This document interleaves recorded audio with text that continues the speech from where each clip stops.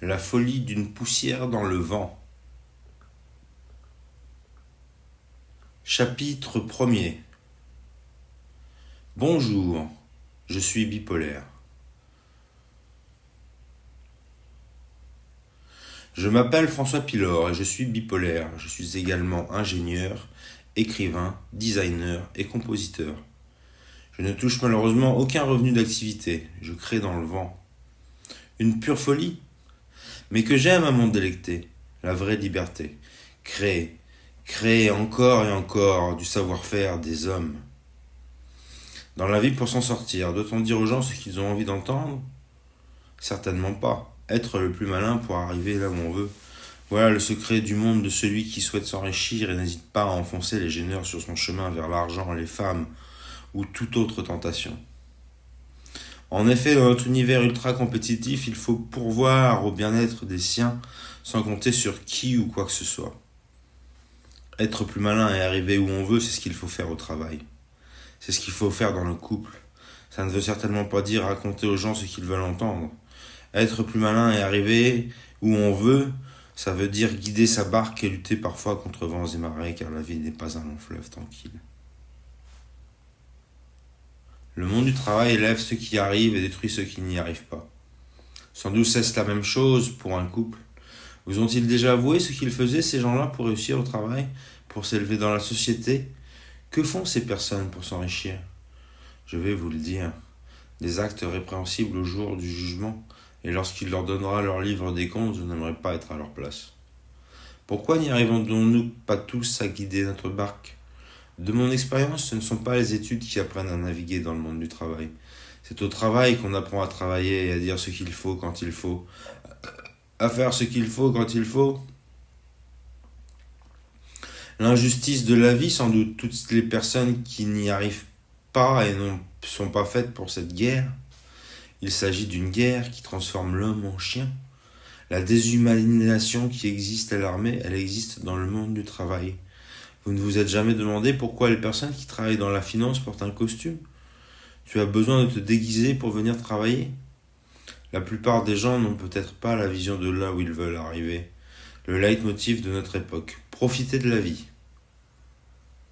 Cela veut bien souvent dire du cul et s'enrichir, ou pire encore, dépenser son argent dans des sentiers non profitables.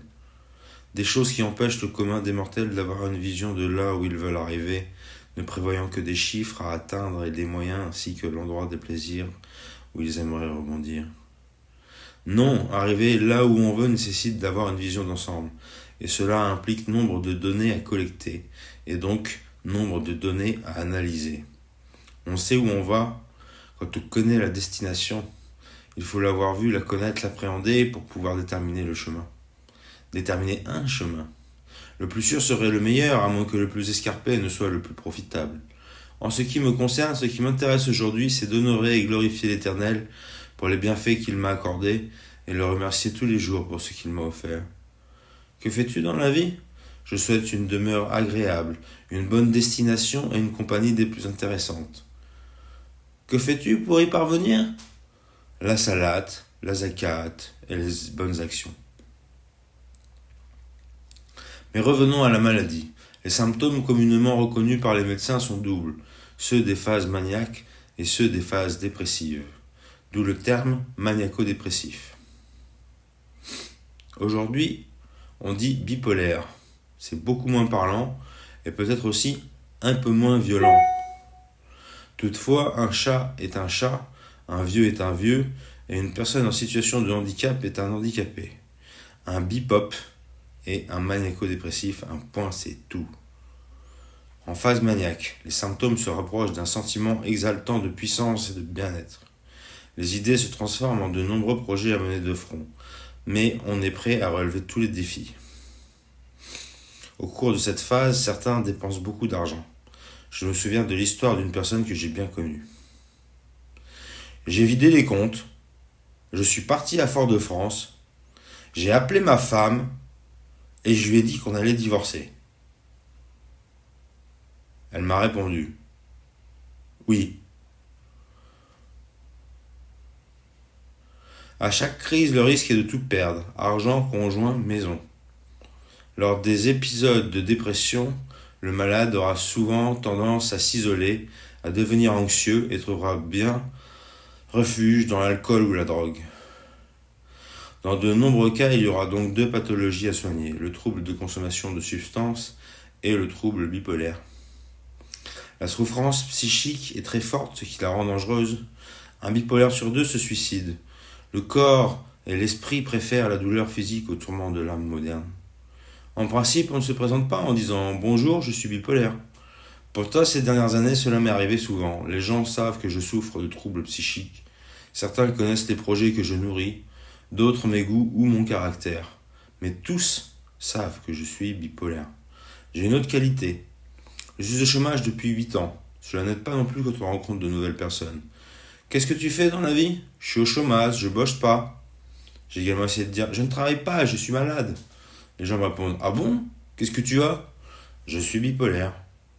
À partir de cet instant, la discussion s'enchaîne généralement sur la maladie. Si les hospitalisations sont loin et que la souffrance est moins présente, l'échange peut se poursuivre normalement. Mais disons qu'il est plus facile de parler d'autre chose. La maladie avec ses contraintes et ses hospitalisations, c'est quelque chose de difficile à vivre. La bipolarité est reconnue par la MDPH,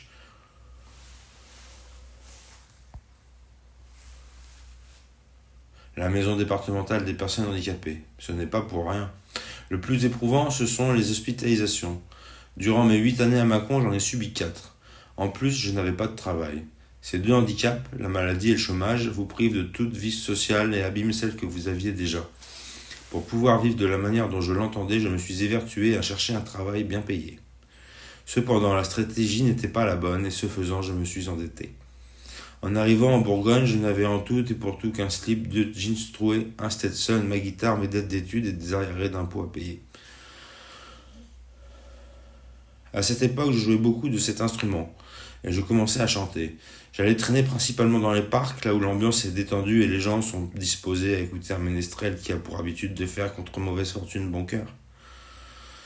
Seulement quitter Besançon, c'était retourner chez mon père vaincu aux yeux de ma famille. Oui, j'étais vaincu.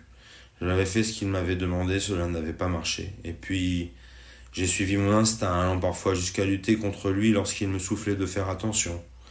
J'avais donc fait comme je le voulais, et j'ai pris tous les coins de porte qui traînaient sur mon passage. Ça a fait mal. J'ai donc aménagé chez papa, à la campagne. Ce qui aurait dû me soulager de mes ennuis tourna sérieusement au vinaigre. La situation se transforma en cauchemar. Seulement je compris que pour devenir vraiment autonome, c'est bien à la campagne qu'il faut vivre. Les possibilités de travailler sa liberté sont incroyablement nombreuses. Un moyen sûr, si on a une bonne santé, de pouvoir pourvoir à ses besoins. Une fois les moyens de transport et les taxes payés, il ne reste qu'à travailler à sa liberté. Chaque euro venu pourra être mis au service du foyer pour être plus confortable. La campagne, un rêve à portée de bourse ? La moyenne du temps de maîtrise de la maladie est de 10 ans pour la France. J'ai appris à la gérer en 7. Par gérer, je sous-entends être capable de prendre la direction de l'hôpital lorsque cela est nécessaire. 5 stades ont été synthétisés dans la gestion d'événements difficiles. Le déni, la colère, la négociation, la dépression et finalement l'acceptation. Ces événements dont je parle sont par exemple un deuil ou comme dans le cas présent l'arrivée d'un souci de santé. C'est difficile d'accepter sa maladie. On reste longtemps dans le déni et la colère, personne n'a envie d'être bipolaire.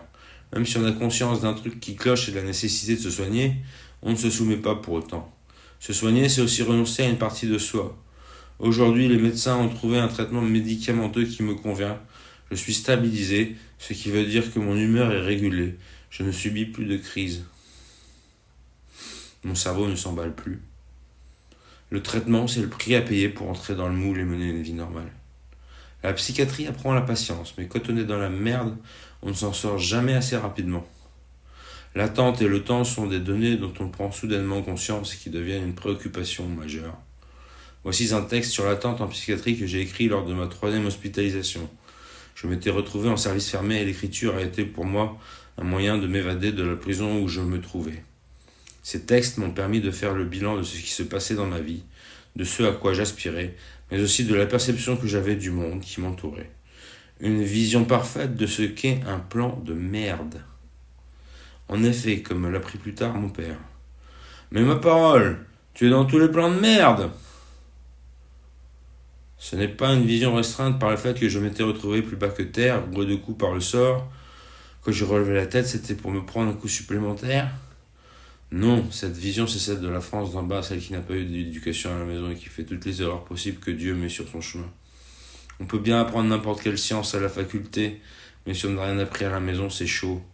Soit je gagne, soit j'apprends, mais surtout il faut apprendre à gagner, car apprendre se fait parfois au prix de lourds sacrifices, des conséquences que l'on n'imaginait pas, car finalement, on manque de connaissances. L'expérience qu'ils disent. Je reste convaincu qu'une bonne éducation permet d'apprendre ce qu'il faut et que l'expérience c'est le bonus qui te permet d'élargir tes revenus. Alors, j'attends. C'est un endroit froid, une prison sans barreaux, transitoire et de peu de joie. On y crie parfois au hublot. La nourriture bouillie, c'est fadasse. Efface toute trace de goût, tu grimaces. Ce n'est pas ce qui tracasse. C'est juste un truc de plus qui escagasse. Ces feignants de soignants sont distants. Ils s'enferment. Ils n'ont pas le temps de traiter tout simplement, humainement. Ils t'humilient, te méprisent, c'est écœurant. Le médecin force le traitement. Les pilules, ça passe mieux qu'attacher violemment. Abus d'autorité pour privation de liberté.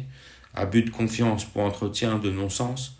Contrôle de conscience pour obéissance. Objecteur de confidence, pure méfiance. Horreur du traitement. Erreur d'incident. J'ai fait 6 hospitalisations. Sur ces 6 épisodes où j'ai dû être soigné, pour 4 d'entre eux, j'étais dans le déni. C'est l'une des raisons pour lesquelles ma stabilité n'était que relative. Dans ces conditions, le chemin de l'hôpital m'était grand ouvert. Il était évident que j'y retournerais. On ne peut pas forcer quelqu'un à prendre son traitement. Cependant, une loi a été promulguée pour l'obligation de soins des personnes récidivistes qui n'acceptent pas de se soigner. Ces personnes sont bien souvent dans la colère. L'obligation de soins est une chose très stupide. Il faut aider le patient à accepter sa situation, aussi délicate soit-elle. Le gouvernement Macron a revalorisé l'AAH. Seulement 10 ans à l'AAH, ça peut se voir, surtout si personne ne t'aide. Le nombre de gars de la DAS que j'ai rencontrés à l'hôpital, impressionnant. 10 ans, il peut s'en passer des trucs. Mais c'est vrai que 10 ans à l'AAH, avec un curateur, ça limite le nombre d'options de trucs qui peut se passer dans ta vie. Enchaînez-les et voyons ce qui se passe. Les chaînes, ce n'est pas confortable. Ils m'ont mis 3 fois les pinces. Ce n'est vraiment pas un objet confortable avec lequel on se sent bien. Supposément. Le cumul du temps passé à l'hôpital en 8 ans de maladie s'élève à 2 ans et 7 mois. Certains séjours furent de courte durée, d'autres se sont littéralement éternisés. La plupart du temps, je restais interné 3 mois, mais il y a 4 ans, j'ai passé une année complète à l'hôpital, une année de ma vie perdue entre la chambre d'isolement et les couloirs des services des unités de psychiatrie au Château à Mâcon. C'est quand les choses ont mal tourné pour ma sécurité que j'ai vraiment pris conscience que j'étais malade et que je devais me faire soigner. Les premières crises, rien de bien méchant. Simple divergence de points de vue et d'opinion, notamment avec ma famille. Les bipolaires auront souvent des cas de famille compliqués qui sont des facteurs aggravants. Les premières personnes dans la ligne de mire sont la famille. Le premier médecin est une cible potentielle. Bien souvent, la famille se retrouve désemparée alors il se tourne vers les personnes disponibles. Les soignants et l'UNAFAM. L'UNAFAM, cette association répertorie les aides disponibles et les fédère. Les familles peuvent les joindre pour s'armer face à cet événement. Par la suite, les crises ont été de plus en plus fortes. Même si on est dans le déni, le corps et le surmoi savent parfaitement que tu es malade. Il faut accepter de se soigner pour pouvoir guérir, pour harmoniser le moi et le surmoi avec le corps, accepter le fait d'être malade, le reconnaître afin que l'unité soit complète. J'ai écrit le texte qui suit juste après la crise qui m'a conduit à ma 3e hospitalisation, mon premier internement à Mâcon en janvier 2013. Je raconte ce que j'ai fait au cours de cette soirée où j'étais monté à Paris en disant que je voulais une Kalachnikov. J'avais proféré des menaces de mort aux membres de ma famille qui voulaient me faire enfermer. Je souhaitais qu'ils me laissent tranquille car je n'avais pas du tout envie d'aller à l'hôpital. Aller jusqu'à proférer des menaces de mort à sa famille. Voilà jusqu'où on peut aller pour vouloir éviter l'enfermement et les cachetons qui déglinguent le corps.